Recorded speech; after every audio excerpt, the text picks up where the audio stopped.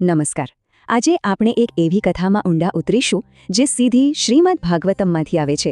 આ વાત છે ભગવાન વરાહ અને શક્તિશાળી દૈત્ય હિરણ્યાક્ષ વચ્ચેના એક ભયંકર બ્રહ્માંડીય યુદ્ધની. તો ચાલો આ અદ્ભુત કથાની શરૂઆત કરીએ. સારું, તો આ આખી કથાને આપણે 5 ભાગમાં જોઈશું. પહેલા સન્માનનું દ્વંદ્વયુદ્ધ, પછી દેવતાઓના શસ્ત્રો, દૈત્યની કાળી માયા, અંતિમ ઘાતક પ્રહાર અને છેલ્લે એક ઉમદા શત્રુનો અંત. આપણે મૂળ ગ્રંથને જ અનુસરીશું. તો ચાલો શરૂ કરીએ પહેલા અંકથી, સન્માનનું દ્વંદ્વયુદ્ધ. અહીં યુદ્ધની શરૂઆત તો થાય છે, પણ એક એવી ઘટના બને છે જે આખી લડાઈની દિશા જ બદલી નાખે છે. જુઓ, લડાઈ ચાલી રહી છે અને અચાનક ભગવાન વરાહના હાથમાંથી એમની ગદા પડી જાય છે. હવે તર્ક તો એ જ કે શત્રુ પર હુમલો કરવાનો આનાથી સારો મોકો કયો હોય, પણ હિરણ્યાક્ષ કંઈક અલગ જ કરે છે. એ હુમલો નથી કરતો. કેમ? કારણ કે એ યુદ્ધના એક પ્રાચીન ધર્મનું સન્માન કરે છે. તો આ ધર્મ શું છે? આ સંદર્ભમાં એ છે યોદ્ધાઓ માટેની એક આચાર સંહિતા, એક પવિત્ર નિયમ કે નિશસ્ત્ર પ્રતિસ્પર્ધી પર ક્યારે પ્રહાર ન કરવો. આનાથી એ ખબર પડે છે કે હિરણ્યાક્ષ માત્ર એક આંધળો દૈત્ય નથી, એ પણ નિયમોનું પાલન કરે છે. આ લડાઈ હવે માત્ર શક્તિની નથી, સિદ્ધાંતોની પણ છે. હવે આવે છે બીજો અંક, દેવતાઓના શસ્ત્રો. હિરણ્યાક્ષે જે સન્માન બતાવ્યું એના પછી હવે લડાઈ શારીરિક બળથી આગળ વધીને દિવ્ય શસ્ત્રો સુધી પહોંચે છે. ભગવાને પોતાની ગદા પાછી નથી ઉઠાવી, પણ એનાથી પણ ક્યાંય વધુ શક્તિશાળી શસ્ત્રનું આહ્વાન કર્યું. અને એ શસ્ત્ર છે સુદર્શન ચક્ર, ભગવાનનું પોતાનું અંગત દિવ્ય ચક્ર, જેનું તેજ લાખો સૂર્ય બરાબર છે. આકાશમાં દેવતાઓ અને અન્ય સ્વર્ગીય જીવો આ અદ્ભુત દ્રશ્ય શ્વાસ રોકીને જોઈ રહ્યા છે. હવે જુઓ, આ બંનેના શસ્ત્રોમાં કેટલો ફરક છે. હિરણ્યાક્ષ પાસે છે ત્રિશૂળ, જાણે વિનાશક અગ્નિની જ્વાળા જ હોય એવું સળગતું ત્રિશૂળ એ ભગવાન તરફ ફેંકે છે. બીજી તરફ ભગવાન પાસે છે સુદર્શન ચક્ર, જેની ધાર અત્યંત તીક્ષ્ણ છે અને જે હંમેશા પોતાના સ્વામી પાસે પાછું ફરે છે. પણ થાય છે શું? જેવો હિરણ્યાક્ષ ત્રિશૂળ ફેંકે છે, ભગવાનનું સુદર્શન ચક્ર હવામાં જ એની સામે જાય છે અને પળવારમાં એના ટુકડા ટુકડા કરી નાખે છે, જાણે કોઈ રમત જ હોય. આ બતાવે છે કે શક્તિના સ્તરમાં કેટલો મોટો તફાવત છે. સારું, તો હવે ત્રીજો અંક શરૂ થાય છે, દૈત્યની કાળી માયા. હિરણ્યાક્ષનું શસ્ત્ર તૂટી ગયું, એનું ગૌરવ પણ ઘવાયું. હવે જ્યારે શક્તિ કામ નથી આવતી, ત્યારે એ શું કરે છે? એ વાસ્તવિકતા પર જ હુમલો કરે છે. એ માયાનો ઉપયોગ કરે છે. અને આ માયા કેવી છે? અચાનક ભયંકર, આંખોમાં ધૂળ ભરી દે એવા પવન ફૂંકાવા લાગે છે. ચારે બાજુ ગાઢ અંધારું છવાઈ જાય છે. આકાશમાંથી પથ્થરોનો વરસાદ થાય છે. એટલું જ નહીં, પરુ, વાળ અને હાડકાનું તોફાન મચે છે. આખું યુદ્ધ ક્ષેત્ર એક ડરાવણા સપના જેવું બની જાય છે. અને આ તો બસ શરૂઆત છે. હવે કાલ્પનિક પહાડો દેખાય છે જે શસ્ત્રો ફેંકી રહ્યા છે. વિલાપ કરતી વિખરાયેલા વાળવાળી ત્રિશૂળધારી ડાકણો દેખાવા લાગે છે. દૈત્યો અને રાક્ષસોની આખી સેના ઊભી થઈ જાય છે. ચારે દિશામાંથી બસ લોહી તરસ્યા યુદ્ધના નારા જ સંભળાય છે. આ માત્ર શારીરિક હુમલો નથી, આ મન પરનો હુમલો છે. તો સવાલ એ ઊભો થાય છે કે આવા ભયાનક સપના સામે, આવી માયા સામે કોઈ કેવી રીતે લડી શકે? જ્યારે તમારો દુશ્મન વાસ્તવિકતાને જ હથિયાર બનાવી દે, ત્યારે તમે શું કરો? અને હવે આવે છે ચોથો અંક, અંતિમ ઘાતક પ્રહાર. અહીં ભગવાને ભ્રમણાઓ સામે નથી લડતા, એ તો એના મૂળ પર જ પ્રહાર કરે છે. સત્યનો પ્રકાશ અંધકારને દૂર કરે છે અને બધું જ ખૂબ ઝડપથી બને છે. જો આ કેવી રીતે થાય છે? પહેલું, ભગવાન ફરીથી સુદર્શન ચક્રનો ઉપયોગ કરે છે અને પળવારમાં બધી જ માયા, બધી ભ્રમણાઓ ગાયબ થઈ જાય છે. બીજું, માયાના નાશ પછી હિરણ્યાક્ષ ગુસ્સામાં પાછો દેખાય છે અને પોતાની મુઠ્ઠીઓથી જ ભગવાન પર હુમલો કરવાનો પ્રયત્ન કરે છે. પણ ત્રીજું, ભગવાન બસ એક જ, જાણે સાવ સહજતાથી એના કાનના મૂળમાં પ્રહાર કરે છે. અને ચોથું, એ શક્તિશાળી દૈત્યનું ત્યાં જ મૃત્યુ થઈ જાય છે, બસ એક જ પ્રહારમાં. ગ્રંથમાં એના પતનનું વર્ણન બહુ સુંદર રીતે કરવામાં આવ્યું છે. લખ્યું છે કે એ જાણે કોઈ મહાન પર્વત હોય, જેને પવને જડમૂળથી ઉખેડી રાખ્યો હોય એવી રીતે પડ્યું. એના હાથ, પગ, વાળ બધું વિખરાઈ ગયું. આ વર્ણન એની હારની ભવ્યતા અને અંતિમતા દર્શાવે છે. પણ વાર્તા અહીં પૂરી નથી થતી. હવે આવે છે પાંચમો અને છેલ્લો અંક, એક ઉમદા શત્રુનો અંત. આ એકદમ આશ્ચર્યજનક વળાંક છે. દેવતાઓ જ્યારે નીચે આવે છે, ત્યારે તેઓ માત્ર ભગવાનની જ નહીં, પણ હિરણ્યાક્ષની પણ પ્રશંસા કરે છે. પણ કેમ? કારણ કે અહીં એક મોટું બ્રહ્માંડીય રહસ્ય ખુલે છે. હકીકતમાં હિરણ્યાક્ષ અને એનું ભાઈ આ બંને ભગવાનના જ દ્વારપાળ હતા. તેમને એક શ્રાપ મળ્યો હતો, જેના કારણે તેમણે થોડા જન્મો માટે દૈત્ય તરીકે જન્મ લેવો પડ્યો. એમનું ભાગ્ય તો ભગવાનના હાથે મૃત્યુ પામીને મુક્તિ મેળવવાનું જ હતું. આખી ઘટના એક દિવ્ય યોજનાનો ભાગ હતી. એટલે એનું મૃત્યુ કોઈ સજા નહોતી, એ તો એક આશીર્વાદ હતો. મૃત્યુની ક્ષણે ભગવાનનું સાક્ષાત દર્શન કરીને એ દૈત્યએ એવી મુક્તિ મેળવી જે મેળવવા માટે તો મોટા મોટા ઋષિ મુનિઓ પણ તપસ્યા કરે છે. આ એક રીતે એમના માટે ઘરે પાછા ફરવાનો માર્ગ હતો. અને આ કથાનું ફળ શું છે? ગ્રંથ પોતે કહે છે કે જે કોઈ આ કથાને સાંભળે છે કે વાંચે છે એમને શું મળે છે? એમને ગંભીરમાં ગંભીર પાપોમાંથી મુક્તિ મળે છે. ધન, કીર્તિ, લાંબુ આયુષ્ય, શક્તિ અને હિંમત મળે છે. અને સૌથી મોટું ફળ, અંતે ભગવાન નારાયણના ધામમાં સ્થાન મળે છે. તો આ બધું આપણને ખૂબ જ ઊંડા વિચાર પર લાવીને મૂકી દે છે. દંતકથાઓ અને વાર્તાઓથી પણ આગળ, જ્યારે કોઈ કથામાં પોતે જ એક શક્તિ હોય, એક આધ્યાત્મિક બળ હોય, તો એનો ખરો અર્થ શું થાય છે? કેવી રીતે એક વાર્તા પોતે જ એક આશીર્વાદ બની શકે છે? આ વિચારવા જેવો પ્રશ્ન છે.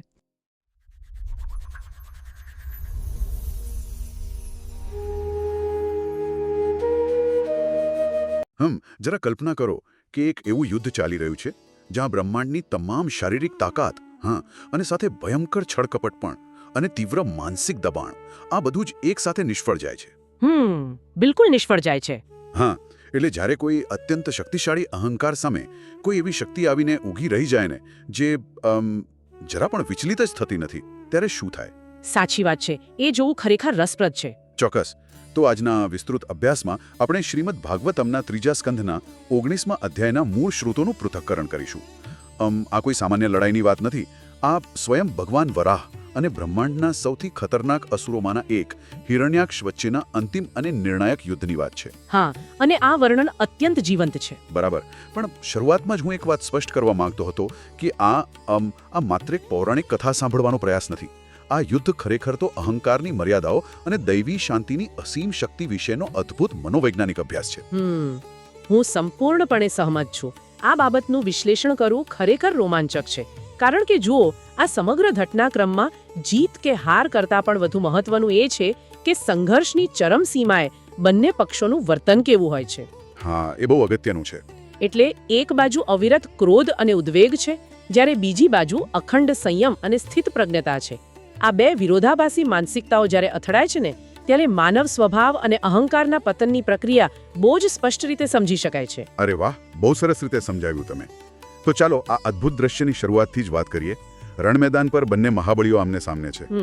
ત્યારે બ્રહ્માજી, જેઓ દેવતાઓના દેવ છે, તેઓ ભગવાન વરાહને વિનંતી કરે છે કે આ અસુરનો જલ્દીથી વધ કરો, કારણ કે સંધ્યાકાળ નજીક આવી રહ્યો છે અને અસુરોની શક્તિ વધવાનો સમય થઈ ગયો છે. બરાબર છે. સાંજનો સમય અસુરોનો ગણાય. હવે સામાન્ય રીતે જ્યારે કોઈ આટલી ઉતાવળ કરવાનું કહે ત્યારે સામી વ્યક્તિ ગભરાઈ જાય કે ઉતાવળમાં હુમલો કરે.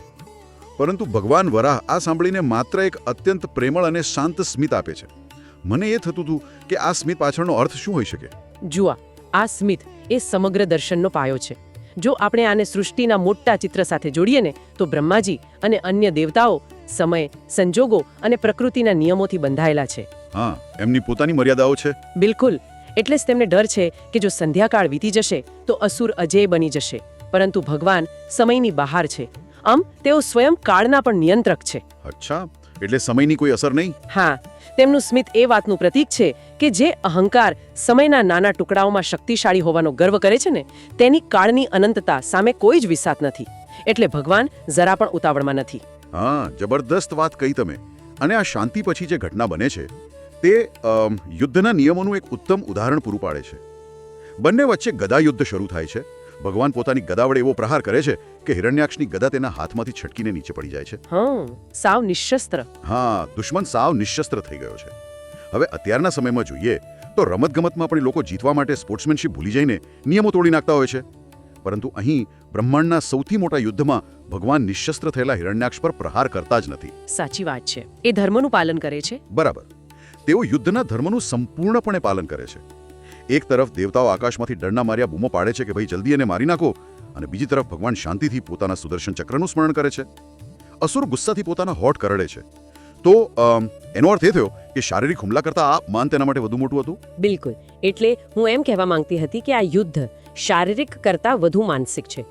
એક અતિ અહંકારી વ્યક્તિ માટે રણ મેદાનમાં શસ્ત્રવિહીન થઈ જવું એ બહુ મોટી વાત છે. અને પોતાના જ દુશ્મનની દયા પર જીવતા રહેવું એ તેના શારીરિક મૃત્યુ કરતાં પણ મોટો માનસિક આઘાત છે. તે તેના અહંકાર પર સૌથી મોટો પ્રહાર છે. બરાબર છે. ભગવાને તેને માર્યો નહીં, પણ તેને જીવતો રાખીને એ અહેસાસ કરાવ્યો કે તેની શક્તિ કેટલી તુચ્છ છે. આ કોઈ શારીરિક ઘા નહોતો. આમ આ તેના અભિમાનના પાયાને હચમચાવી નાખતો ઘા હતો. અને આ જ અપમાનથી અસુરનો ક્રોધ એટલે જાણે સાતમા આસમાને પહોંચી જાય છે. તે ફરીથી એક નવી ગદા લઈને પૂરી તાકાતથી ભગવાન પર પ્રહાર કરે છે. પણ અહીં જે દ્રશ્ય સર્જાય છે તે સાંભળીને જ રૂવાડા ઊભા થઈ જાય. હિરણ્યાક્ષની એ વિશાળ ગદાને ભગવાન વરાહ રમતવાતમાં સાવ આસાનીથી એમ પકડી લે છે જેમ કોઈ ગરુડ સાપને પકડી લે. અરે વાહ, આ સરખામણી બહુ સુંદર છે. હા, વિચારો, અસુરે પોતાની બધી જ તાકાત લગાવી દીધી છે અને સામે રહેલી દૈવી શક્તિ તેને માત્ર એક નાનકડી રમત સમજે છે.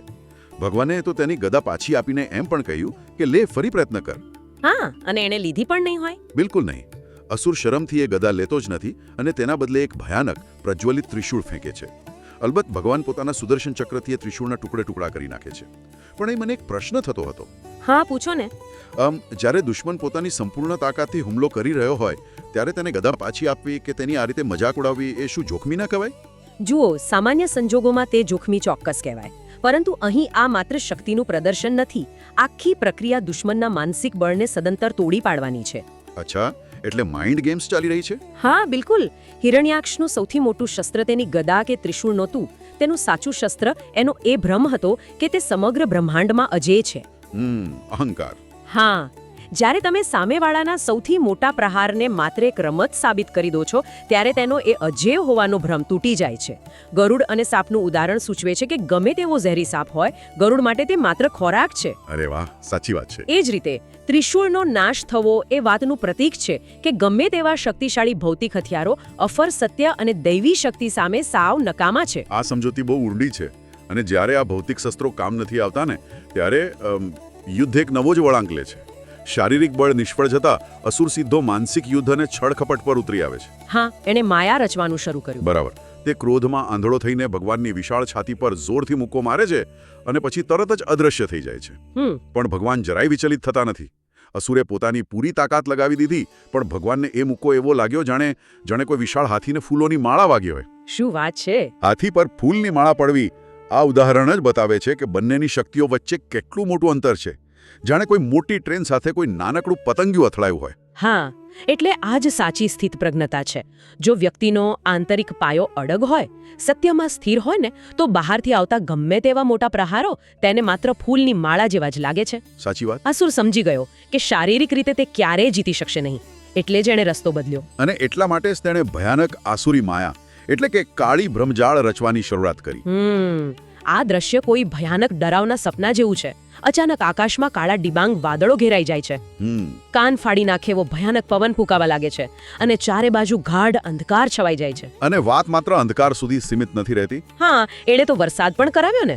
બિલકુલ. આકાશમાંથી પથ્થરોનો વરસાદ થાય છે. એટલું જ નહીં પણ પરુ, વાળ, લોહી, મળમૂત્ર અને હાડકા જેવી અત્યંત અપવિત્ર વસ્તુઓ વરસવા લાગે છે. બાપરે, બહુ જ ખરાબ. હા, જાણે આખી પ્રકૃતિ ઝેરી થઈ ગઈ હોય. પર્વતોમાંથી જાતે જ શસ્ત્રો નીકળીને હુમલો કરવા લાગે છે. ત્રિશૂળધારી નગ્ન રાક્ષસીઓ દેખાય છે. ઘોડા અને હાથીઓ પર સવાર યક્ષ રાક્ષસો અત્યંત ક્રૂર અને ગંદા શબ્દો બોલતા ભગવાન પર હુમલો કરે છે. આ બધું જ અત્યંત ડરાવનારું અને મન પર સીધો આતંક ફેલાવનારું છે. જો સીધી લડાઈ કામ ન લાગી તો દુશ્મને આસપાસનું વાતાવરણ જ ભ્રમિત અને ઝેરી બનાવી દીધું. જુઓ, આ ઘટનાનું મનોવિજ્ઞાન બહુ જ સચોટ છે. જો આપણે વાસ્તવિક જીવનના સંદર્ભમાં પણ જોઈએ ને, તો જ્યારે અજ્ઞાનતા, અહંકાર અથવા ખરાબ તત્વો સીધી રીતે સત્ય સામે ટકી શકતા નથી. પૂર્ણનો હેતુ હવે ભગવાનને શારીરિક રીતે હરાવવાનો નથી રહ્યો. તો પછી શું છે? તેનો હેતુ ડર ઊભો કરીને આવા ભીભત્સ દૃશ્ય સર્જીને તેમને માનસિક રીતે તોડવાનો છે. જ્યારે અહંકાર હારવા લાગે છે ત્યારે તે અત્યંત ગંદકી અને કાદો ઉછાળવા પર ઉતરી આવે છે. બરાબર છે. તો જો અંધાધુંધી અને છળકપટ આટલા પ્રબળ હોય તો પછી સત્ય એનો સામનો કેવી રીતે કરે? આ બ્રહ્મઝાડમાંથી બહાર આવવાનો રસ્તો શું છે? એનો જવાબ ભગવાનની અંતિમ પ્રતિક્રિયામાં સ્પષ્ટ થાય છે. જુઓ, જ્યારે આ બધી જ માયા ચરમસીમાએ પહોંચી જાય છે ને, ત્યારે ભગવાન વરાહ પોતાના પ્રિય સુદર્શન ચક્રને છોડે છે. અચ્છા, અને પછી? અને એક જ ક્ષણમાં આ બધી બ્રહ્મજાળનો સદંતર નાશ થાય છે. સુદર્શન ચક્ર એ માત્ર કોઈ ધારદાર હથિયાર નથી, તે પરમ જ્ઞાન અને સનાતન સત્યનું પ્રતીક છે. એટલે જ્ઞાનનો પ્રકાશ. હા, જ્યારે વાસ્તવિક જ્ઞાનનો પ્રકાશ ફેલાય છે ત્યારે ગમે તેટલો ઘેરો અંધકાર હોય કે ગમે તેટલી ભયાનક માયા હોય, તે એક જ ક્ષણમાં વિખરાઈ જાય છે. સત્ય સામે કોઈ પણ પ્રકારનો ભ્રમ ક્યારેય ટકી શકતો નથી. આ જ્ઞાનની સૌથી તેજસ્વી ક્ષણ છે. પણ જ્યારે રણ મેદાનમાં આ બધું બની રહ્યું હતું ત્યારે આ યુદ્ધની અસર માત્ર ત્યાં પૂરતી સીમિત નહોતી રહી. હા, પેલી દીતીની વાત. બરાબર. કથા અહીં એક બહુ જ સંવેદનશીલ અને માનવીય વળાંક લે છે. જ્યારે અસુરની આ માયા નષ્ટ થાય છે ત્યારે દૂર બેઠેલી તેની માતા દિતિને પોતાના પતિ કશ્યપ ઋષિના એ શબ્દો યાદ આવે છે કે તેના પુત્રોનો અંત નિશ્ચિત છે. પોતાના પુત્રના વિનાશનો ભય અને આઘાત એટલો બધો તીવ્ર હતો કે દિતિના સ્તનમાંથી દૂધની જગ્યાએ લોહી વહેવા લાગે છે. આ ઘટના વાંચીને મને ખૂબ જ આશ્ચર્ય થયું હતું. સાચી વાત છે, બહુ જ આઘાતજનક છે. હા, આ દર્શાવે છે કે કોઈ પણ યુદ્ધ માત્ર બે વ્યક્તિઓ વચ્ચે નથી લડાતું. તેની સૌથી ઊંડી અસર દૂર બેઠેલા સ્વજનો પર અને ખાસ કરીને એક માતા પર પડે છે. સાવ સાચી વાત છે. કોઈ પણ સંઘર્ષના તરંગો આસપાસના વાતાવરણ અને સંબંધોને પણ દૂષિત કરે છે. માતાના સ્તનમાંથી દૂધની જગ્યાએ લોહી વહેવું એ માત્ર શારીરિક પ્રતિક્રિયા નથી. તો બીજું શું સૂચવે છે? તે પ્રકૃતિ અને સર્જનમાં આવતા વિનાશકારી બદલાવનું પ્રતીક છે. એટલે જ્યારે સમાજમાં આસુરી વૃત્તિઓ હદ વટાવી જાય છે ને, ત્યારે પોષણ આપનારી શક્તિઓ પણ રક્તરંજિત થઈ જાય છે. તે એક અત્યંત કરુણ પરિસ્થિતિ છે. બરાબર. અને આ કરુણતા વચ્ચે રણ મેદાન પર અંતિમ દ્રશ્ય ભજવાય છે. માયા નષ્ટ થતા હિરણ્યાક્ષ ફરીથી પ્રગટ થાય છે અને હતાશામાં આવીને તે ભગવાન વરાહને પોતાની બાહુપાશમાં જકડી અને કચડી નાખવાનો પ્રયાસ કરે છે. છેલ્લો પ્રયાસ. પણ સત્યને ક્યાંય બાંધી શકાતું નથી. ભગવાન તેની પકડની બહાર જ રહે છે. અંતે અસુર પોતાની તમામ તાકાત ભેગી કરીને વજ્ર જેવો અત્યંત સખત મુક્કો મારે છે. અને પછી ભગવાને શું કર્યું? હવે અહીંથી જે થાય છે તે જ સાંભળવા જેવું છે. આટલા લાંબા, ભયંકર અને માયાવી યુદ્ધનો અંત કેવી રીતે આવે છે? ભગવાન વરાહ તેના કાનના મૂળમાં માત્ર એક તમાચો મારે છે. અરે વાહ! માત્ર એક થપ્પડ? જી હા, માત્ર એક થપ્પડ. આ એક જ પ્રહારથી અસુરનું શરીર ગોળ ગોળ ફરી જાય છે. તેની આંખો બહાર આવી જાય છે. હાથ, પગ અને વાળ અસ્તવ્યસ્ત થઈ જાય છે અને તે એક મોટા વિશાળ વૃક્ષની જેમ મૂળમાંથી ઉખડીને જમીન પર ઢળી પડે છે અને પ્રાણ ત્યાગી દે છે. મને અહીં બહુ મોટો આંચકો લાગ્યો કે આટલું વિશાળ યુદ્ધ અને તેને પૂરો કરવા માટે કોઈ દિવ્ય અસ્ત્ર કે ભયાનક પ્રહાર નહીં, માત્ર એક થપ્પડ. આ તો એવું થયું જાણે કોઈ બહુ મોટી ઇમારતને તોડવા માટે બોમ્બ નહીં, પણ માત્ર એના પાયાની એક ચોક્કસ ઈંટ ખેંચી લેવામાં આવે. હા, આ જ તો સૌથી મોટી સમજણ છે. તમે તદ્દન યોગ્ય સરખામણી કરી છે. જો આપણે આને શરીર રચના અને મનોવિજ્ઞાનની દ્રષ્ટિએ જોઈએ ને, તો કાનનું મૂળ એ સંતુલનનું કેન્દ્ર છે. અચ્છા, બેલેન્સિંગ પોઈન્ટ. બિલકુલ. અસુરનો આખો અહંકાર એ ભ્રમ પર ટકેલો હતો કે તે સૌથી શક્તિશાળી છે. ભગવાનને અસુરને મારવા માટે કોઈ મોટા વિનાશક શસ્ત્રની બિલકુલ જરૂર નહોતી. અસુરનો પોતાનો અંતિમ ક્રોધ, હતાશા અને અજ્ઞાન જ તેના વિનાશનું કારણ બન્યા. મૂળ સ્ત્રોતમાં આ પ્રહારને એવી રીતે દર્શાવ્યો છે જેમ ઇન્દ્રોએ વૃત્રાસુરને માર્યો હતો. બરાબર. આ સચોટ પ્રહાર દર્શાવે છે કે જ્યારે સંપૂર્ણ સત્યનો એક નાનકડો પણ અત્યંત સચોટ પ્રહાર અહંકારના ખોટા સંતુલન પર થાય છે ને, ત્યારે ગમે તેવો પહાડ જેવો અહંકાર પણ ધરાશાયી થઈ જાય છે. ભ્રમ પર ઉભેલી ઇમારત ક્યારેય ટકી શકતી નથી. ચોક્કસ. અને આ અહંકારના પતન પછી જે થાય છે તે આ સમગ્ર કથાનું સૌથી આશ્ચર્યજનક વળાંક છે. હા, એ સાંભળીને સૌને આશ્ચર્ય થાય. બરાબર. જમીન પર પડેલા હોઠ કરડેલા અસુરના શબને જોઈને બ્રહ્મા અને અન્ય દેવતાઓ ખુશ થવાની જગ્યાએ આશ્ચર્યચકિત થઈને તેની પ્રશંસા કરવા લાગે છે. તેઓ કહે છે કે આ અસુરનું મુખ કેટલું તેજસ્વી લાગી રહ્યું છે. મોટા મોટા યોગીઓ અને ઋષિમુનિઓ જે ભગવાનના માત્ર એક દર્શન માટે આખું જીવન જંગલમાં કઠોર સમાધિ લગાવે છે, છતાં દર્શન પામી શકતા નથી. અને આ અસુરે સ્વયં ભગવાનના ચરણનો સ્પર્શ પામીને અને તેમના જ મુખના દર્શન કરતા કરતા પોતાના પ્રાણ છોડ્યા. એટલે એને તો મોક્ષ મળી ગયો. હા, દેવતાઓ પૂછે છે કે આનાથી ઉત્તમ મૃત્યુ કયું હોઈ શકે? આ વાત સામાન્ય સમજની બિલકુલ બહાર છે. એક અસુર જેણે આટલો આતંક મચાવ્યો, જેણે આખી દુનિયાને ત્રાસ આપ્યો, ગંદી માયા રચી, તેને શ્રેષ્ઠ યોગીઓ કરતાં પણ ઉચ્ચ ગતિ મળી. મારો પ્રશ્ન એ છે કે શું નફરત પણ ભગવાન સુધી પહોંચવાનો કોઈ રસ્તો હોઈ શકે? જુઓ, આ પ્રશ્ન કોઈના પણ મનમાં ઉદ્ભવે તે સ્વાભાવિક છે, પરંતુ અહીં ધ્યાન અને એકાગ્રતાનું વિજ્ઞાન સમજવાનું છે. અચ્છા. યોગીઓ પ્રેમ અને ભક્તિથી ઈશ્વરનું ધ્યાન ધરે છે, પણ ઘણીવાર તેમનું મન ભટકી જતું હોય છે.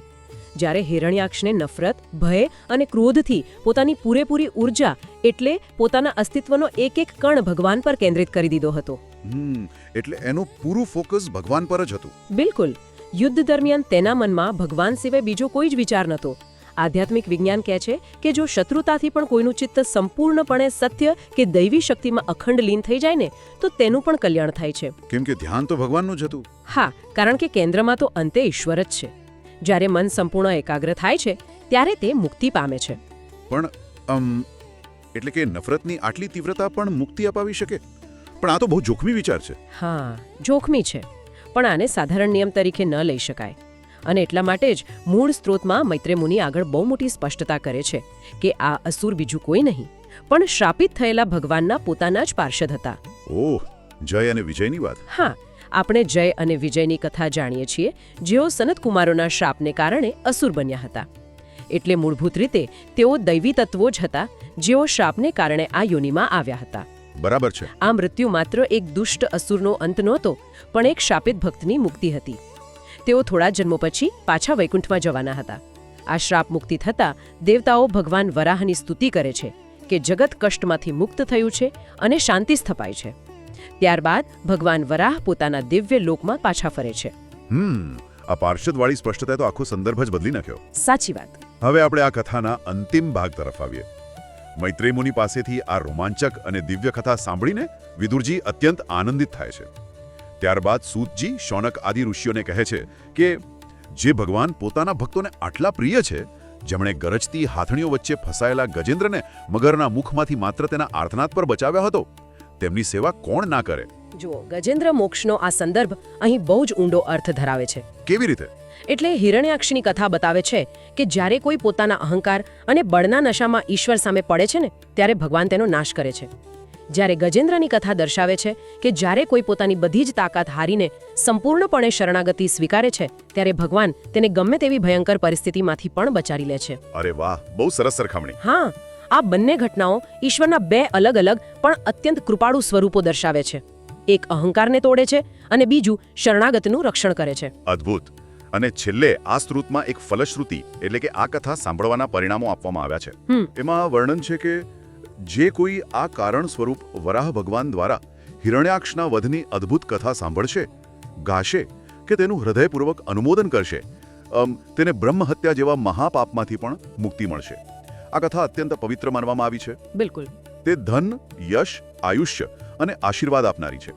યુદ્ધભૂમિ પર શૌર્ય વધારનારી છે અને સૌથી મોટી વાત, જીવનના અંતકાળે નારાયણની શરણ આપનારી છે. આ બધું સાંભળીને મને લાગે છે કે આ માત્ર કોઈ જૂનો ઇતિહાસ કે વાર્તા સાંભળવાની વાત નથી, પરંતુ આ જ્ઞાન વ્યક્તિના મન અને જીવનમાં વાસ્તવિક બદલાવ લાવે છે. હા, આપનું તારણ એકદમ યોગ્ય છે. હું એ જ કહેવા માંગતી હતી કે પ્રાચીન ગ્રંથોમાં જ્યારે પણ ફલશ્રુતિ આપવામાં આવે છે ને, ત્યારે તે માત્ર કોઈ લાલચ આપવા માટે નથી હોતી. તો પછી એનું મહત્વ શું છે? તે મનોવિજ્ઞાનનો જ એક ભાગ છે. તે એ વાતની ખાતરી આપે છે કે આવા શક્તિશાળી સાહિત્ય અને જ્ઞાનના વારંવાર સંપર્કમાં આવવાથી મનુષ્યના વિચારો અને કર્મો શુદ્ધ થાય છે. સાચી વાત છે. જ્યારે વ્યક્તિ અહંકારનું આટલું ભયાનક પતન અને અંતે સત્યનો શાંતિપૂર્ણ વિજય વારંવાર સાંભળે છે ને, ત્યારે તેના પોતાના આંતરિક ભ્રમ અને ડર પણ દૂર થવા લાગે છે. આમ આ વૈચારિક શુદ્ધિ જ આખરે જીવનમાં વાસ્તવિક સફળતા, અડગ શૌર્ય અને આધ્યાત્મિક ઉન્નતિ તરફ દોરી જાય છે. બરાબર. આજના આપણા વિસ્તૃત અભ્યાસમાં આપણે ખરેખર કેટલી અદ્ભુત અને વિચાર પ્રેરક સફર ખેડી. શરૂઆતમાં શારીરિક યુદ્ધના દ્રશ્યો જોયા, જ્યાં ભગવાને શ્રેષ્ઠ ખેલદિલી અને શાંતિનું ઉદાહરણ પૂરું પાડ્યું. હા, એ બહુ જ પ્રેરણાદાયક હતું. ત્યાર પછી માનસિક યુદ્ધ અને ભયાનક માયાવી ભ્રમજાળનો સામનો જ્ઞાનરૂપી સુદર્શન ચક્રથી કેવી રીતે થાય છે તે સમજ્યા. અને અંતે અહંકારના મૂળ પર માત્ર એક સચોટ પ્રહાર કરીને તેનું પતન જોયું. આમ જે આખરે મુક્તિ અને શરણાગતિના ઉચ્ચતમ શિખર સુધી લઈ જાય છે. આ બધું જ આપણને એ સમજાવે છે કે સાચો સંઘર્ષ ક્યાંય બહાર નથી, પણ આપણી પોતાની અંદર રહેલા અહંકાર અને ભ્રમ સામે છે. ચોક્કસ. અને સૌથી મોટી શીખ એ છે કે દૈવી શક્તિ કે સત્ય ક્યારેય ઉતાવળમાં નથી હોતું. તે અત્યંત શાંતિથી, કોઈ પણ જાતના ઉદ્વેગ કે ડર વિના યોગ્ય સમય આવ્યે અહંકારનું મૂળમાંથી નિકંદન કાઢી શકે છે. આ જ્ઞાન હજારો વર્ષો પહેલા જેટલું સાચું હતું ને, તેટલું જ આજે પણ પ્રસ્તુત છે. સાચી વાત. તો આપણે આજની આ ઊંડાણપૂર્વક ચર્ચાના અંત તરફ જઈ રહ્યા છીએ. આ સમગ્ર કથા પરથી હું સાંભળનાર માટે એક અત્યંત ઊંડો વિચાર મૂકી જવા માંગુ છું. કહો. આપણે જોયું કે એક શક્તિશાળી અસુરે પોતાની બધી જ શક્તિ, પોતાનો તમામ ક્રોધ અને નફરત ઈશ્વર તરફ કેન્દ્રિત કરી, અને તેના પરિણામે તેને અત્યંત ઉચ્ચ ગતિ પ્રાપ્ત થઈ, જે મોટા યોગીઓને પણ દુર્લભ છે. તો જરા કલ્પના કરો, જો આપણે આપણી અંદર રહેલા પ્રેમ, કરુણા અને સંપૂર્ણ સમર્પણની ભાવનાને એ જ તીવ્રતાથી, એ જ અતૂટ એકાગ્રતાથી સત્ય તરફ કેન્દ્રિત કરીએ, તો આપણે કઈ ઊંચાઈ સુધી પહોંચી શકીએ. અરે વાહ, બહુ જ સુંદર વિચાર. હા, નફરત જો આટલી તાકાતવર હોય, તો અહંકાર છોડીને પ્રેમ અને શરણાગતિની એ શક્તિથી આપણે ક્યાં પહોંચી શકીએ? આ એક એવો પ્રશ્ન છે જેના પર ચોક્કસ વિચાર કરવો રહ્યો. બિલકુલ. ચાલો આજના આ વિસ્તૃત અભ્યાસને અહીં જ વિરામ આપીએ. આશા છે કે આ જ્ઞાન યાત્રા અત્યંત રોમાંચક અને દૃષ્ટિકોણ બદલનારી રહી હશે. ફરી મળીશું એક નવા અભ્યાસ સાથે. નમસ્કાર. નમસ્કાર. વિચારતા રહેજો.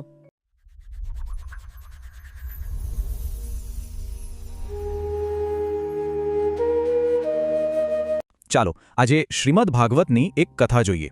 આ કથા છે એક રાક્ષસ અને એક દિવ્ય નાયક વચ્ચેના યુદ્ધની.